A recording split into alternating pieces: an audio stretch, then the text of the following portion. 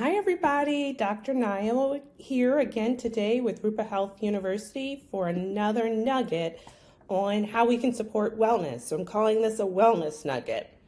So today I want to talk about the vitamin D dilemma. So you'll hear a lot of debate. Do we actually need vitamin D if we're getting exposure to the sun? And if not, then why is sunshine not enough to support our own production of vitamin D? So let's dive right into that. So I just want you to first ask yourself a question as in terms of what's the likelihood that you are receiving enough vitamin D from the sun? Kind of keep that question top of mind as we go through this conversation. So when we look at vitamin D deficiency as defined from the CDC, what they found is 31 within 100 non-Hispanic Black Americans were at risk from vitamin D deficiency. So what does that mean? If you just randomly picked 100 Black Americans that were not of Hispanic descent, 31 of them would not have enough vitamin D to support optimal health. If you look at Mexican Americans, they found that 12 in 100 were found to be at risk for vitamin D deficiency. Conversely, if you looked at white Americans that were non-Hispanic, 3 out of 100 were vitamin D deficient. So this is really important to be looking at. Listen for, within the context of this conversation, how important melanin and the extent of your ability to absorb vitamin D is going to depend on a lot of factors, but melanin is one of them. So when we think about vitamin D, we kind of want to know, well, what does it do and why do we even care about whether we have enough vitamin D? So this is just a very short list of how vitamin D is involved in optimizing you and being a whole being. So first, it promotes calcium absorption. It's necessary to optimize that absorption process. It's important for bone mineralization and bone growth. It supports our immune systems. It actually plays a role in glucose metabolism. It supports our cognitive function and brain health, including mental health. It plays a role in optimal muscle health and function.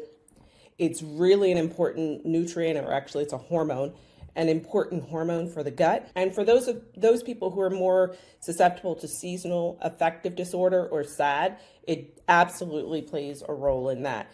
And these are just a few of the known functions that we are aware vitamin D plays a role in. But we're really seeing more and more, there are so many aspects of health that require vitamin D as a cofactor. So this is why we're even in this conversation of even being curious about whether we're getting enough vitamin D through the sun. So is the sun enough? So the sun helps us to make vitamin D when we're absorbing the UVB light from the sun. So there are different types of UV radiation that are coming from the sun. UVB light is essential for us to, through our skin, to be able to synthesize vitamin D. So that's the first thing that we need to be aware of. However, the thing that a lot of times people are not thinking about is you have to be spending enough time in the sun to expose yourself when the UVB rays are most powerful. So that's usually anywhere from 10 to 4 p.m. It also depends on the time of year because that will vary. And then the other thing we have to think about is where are we on the planet? So if we're closer to the sun, then we're going to feel the more powerful effects of the sun and the UVB light all year long, versus the further and further that we move away from the equator, the more that whether we need optimization with supplements becomes more of a concern or issue. The other factor that we have to be aware of is that UVB light does have to be absorbed through our skin if we're going to produce our own. And so why this is relevant is a lot of us will have clothing over most of our body. There's such a preponderance of use of sunscreen. So a lot of times, even if we are out in the sun, we're not able to absorb it to synthesize our own vitamin D. And then the other thing that I mentioned earlier, the level of pigmentation and melanin in our skin is a big factor. So these are things just to keep in mind as you're thinking about whether you're getting enough sun exposure to consider those factors. The next thing I want to talk about, this is a study that looked at people who lived in Minnesota, which I'm sure everybody's aware that's a very cold climate with that's not so close to the equator. It's in the northern aspect of the United States, and it's cold for several months of the year. And so we'll use Minnesota as an example, but many other states or places in the world that are further away from the equator and have longer falls and winters, this is also relevant. So if you live somewhere like Minnesota, the UVB light that you're going to get from the sun is only available half of the year, half of the days of the year. So that means that if you're depending on your sun exposure and your skin to be able to absorb and synthesize vitamin D from the sun, you're naturally going to be in a deficient state for half of the year. So that's really important to be aware of if you live further from the equator. And you'll kind of know that by the seasons. Do you have, pretty much one long spring summer season, or do you have definitive significant falls and winters? So the next thing to be thinking about is, even if you do live closer to the equator, are you setting yourself up to absorb the sun the way that the sun can support us? And this is a study that looked at Saudi Arabian women, and basically they found, because of customs of covering and other things of that sort for some of the women, that a lot of these women were vulnerable for vitamin D deficiency because of that cultural habit of being covered.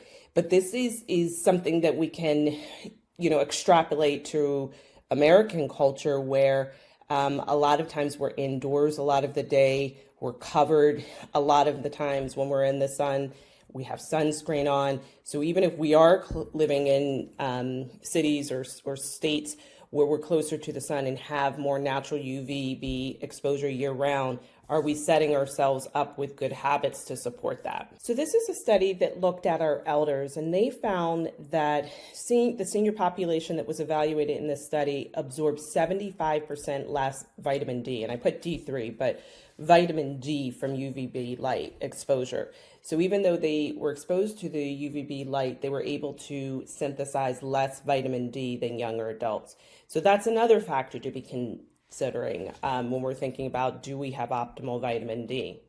And then what is another obstacle? I alluded to it earlier. So we're bombarded with messaging to be afraid of the sun, to always use sunscreen. And then, as I mentioned earlier, many of us work indoors during the peak times of the day where the UVB light is at its height. So thinking about all of these factors can also be a reason why we wouldn't necessarily get the optimal amount of vitamin D through our own production via our skin with sun exposure. So let's talk about some, actionable steps that you can take. So what can you do today to figure out, number one, are you vitamin D insufficient or deficient? And the difference is, an insufficiency means you're kind of closer within the lab's normal range. Deficient means it's to the extent where you can actually have disease. So you can ask your provider, even if you're not working with a functional medicine provider, you can ask them to order a 25 hydroxy vitamin D level or 25 OH vitamin D level. This will help us to be able to understand where your levels are and should be. Optimally, most functional medicine doctors, you might see a little bit of a different range, but more or less 50 to 80 for most of us. There tends to be a little bit of a higher goal for people who have autoimmune disease because it's an even more important factor. And then if you're going to have sun exposure, you want to make sure it's in the middle of the day. You don't want to be someone who's at high risk for skin cancer, because we have to kind of, do the weighing the risk and the benefits. And you want to first start with about 10 minutes in the middle of the day, and then you can see if you can work your way up to more. One thing we know is that as you expose your skin over time to sun and it gets more and more used to it, you actually will do better with the sun, meaning you won't have, you won't burn as easily as the more and more that your sun is exposed to the sun. But you do want to start in small increments. You want to make sure that you're not having burning of the skin, or as I said before, if you're at risk for skin cancer, that's not something that I would recommend. The other thing that you can do is make sure you're exposing some parts of your skin that don't traditionally get exposed.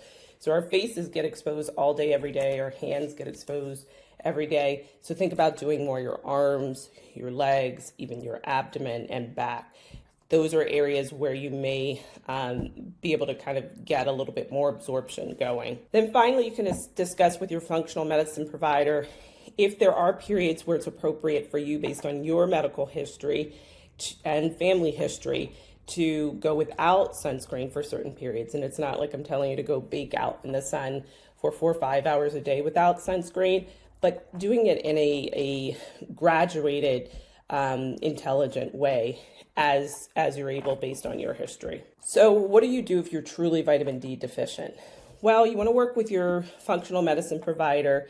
The dosing, depending on your level, your skin pigmentation, your health status, and other factors, plus your level that we just talked about, that 25 OH vitamin D, that will determine how much you need. So you can see some people, I have clients who live in places like Florida and they're out on the golf course every day, or they're out surfing every day, or in the ocean every day, and they don't need any vitamin D most of the year. So you could be needing anywhere from no vitamin D supplementation up to 10,000. So my clients who have more melanin, they tend to require more, particularly in the fall and winter, when there is not as much UVB exposure. The second thing I would think about is make sure that your provider, if they put you on vitamin D, or even if you're not on vitamin D, that you're following your levels throughout the season, because that sun exposure, particularly the amount of UVB light that's available, changes throughout the seasons. And then if you are going to take a vitamin D3 supplement, take it with a meal that has fat. And then another nugget that I would add is take it with one that has K2 as well. So vitamin K2 is also a fat-soluble vitamin, and it's going to help determine appropriately the absorption of calcium. So preferentially, it's going to be supporting heart health and bone mineral density versus laying the calcium down inappropriately in the heart. It's going to support not doing that, and it's going to support mineralization of the bones. So next steps for you, if you love this little wellness nugget, you might want to check out my full video on NAD, and there's also one on glutathione. Those are two really helpful fundamental presentations on how to optimize your health with some nutrients. So I hope this was helpful, and until next time, be well.